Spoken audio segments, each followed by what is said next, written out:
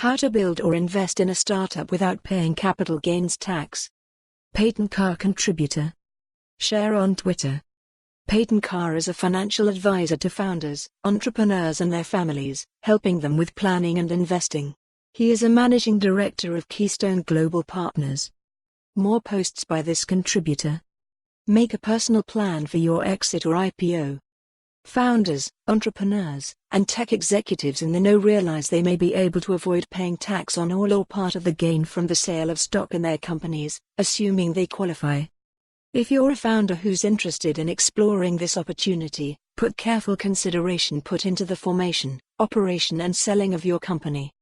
Qualified Small Business Stock, QSBS, presents a significant tax savings opportunity for people who create and invest in small businesses. It allows you to potentially exclude up to $10 million, or 10 times your tax basis, whichever is greater, from taxation. For example, if you invested $2 million in QSBS in 2012, and sell that stock after 5 years for $20 million, 10x basis, you could pay zero federal capital gains tax on that gain. What is QSBS, and why is it important?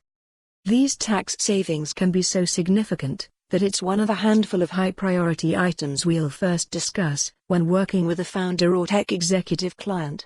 Surprisingly, most people in general either know a few basics about QSBS. Know they may have it, but don't explore ways to leverage or protect it. Don't know about it at all. Founders who are scaling their companies usually have a lot on their minds, and tax savings and personal finance usually falls to the bottom of the list. For example, I recently met with someone who will walk away from their upcoming liquidity event with between $30 to $40 million. He qualifies for QSBS, but until our conversation, he hadn't even considered leveraging it. Instead of paying long-term capital gains taxes, how does 0% sound? That's right, you may be able to exclude up to 100% of your federal capital gains taxes from selling the stake in your company. If your company is a venture-backed tech startup, or was at one point, there's a good chance you could qualify. In this guide I speak specifically to QSBS on a federal tax level, however it's important to note that many states such as New York follow the federal treatment of QSBS, while states such as California and Pennsylvania completely disallow the exclusion. There is a third group of states, including Massachusetts and New Jersey, that have their own modifications to the exclusion. Like everything else I speak about here, this should be reviewed with your legal and tax advisors.